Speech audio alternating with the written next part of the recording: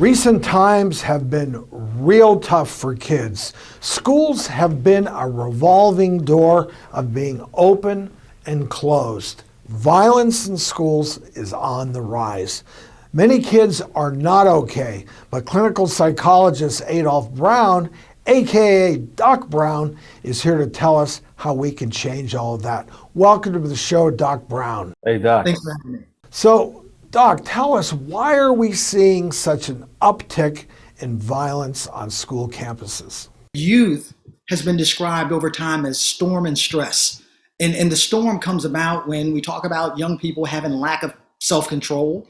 And the stress comes about because they're highly sensitive during some of those years. So you combine everything that's been happening in society, from the pandemic, from the social and civil unrest, to the economic fallout, and you take that with school being in and being out, children are having it pretty rough.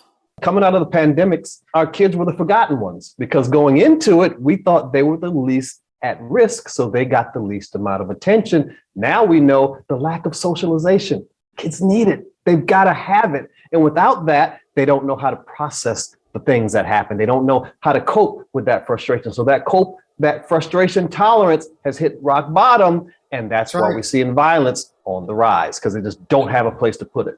And connections, Yep. whether it's sports, whether it's extracurricular activities, social clubs, connections. Yep. You know, that's the latest research that shows when a child is connected from middle school ages on up, those children have a better chance of not only graduating, but being better adjusted adults in life.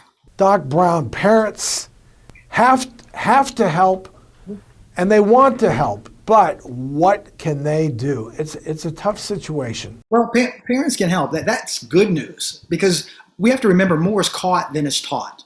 And basically what I'm saying here is that a good example, is worth twice the value of good advice. Parents and guardians in society right now are the role models. So with all that's going on, if we're not exhibiting coping capacity, and then our students, think everything is gloom and doom, and, like Chicken Little, the world is falling on them. So we have to remember that the children are watching us. They're watching us at school board meetings. They're watching us on airplanes. They're watching us in supermarkets.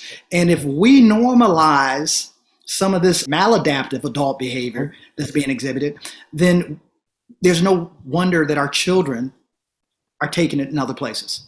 And parents need to understand, kids do how you are, right? So if you're angry, kids are angry. If you're scared, your kids are scared, right? Kids, they are so much more perceptive, and they know so much more than we give them credit for. Every child knows that the parent is the emotional leader in the house. They're looking to you for that leadership, and they're going to adopt your narrative. Just like you're telling them a bedtime story, they're going to think how you think. And so if your stance is, this is a crazy time, but we're going to get through it and make the best of it, your kid's going to say, wow, this is an interesting time, but we're okay and we're going to get through it, right? They're going to be how you are. So parents just need to remind themselves of that and be the emotional leaders in the house. And if you're scared, if you don't know, hey, fake it till you make it. That's right. And the thing that has to happen, folks, is that we have to make sure that our children feel safe. Yep. Bottom line. Yep.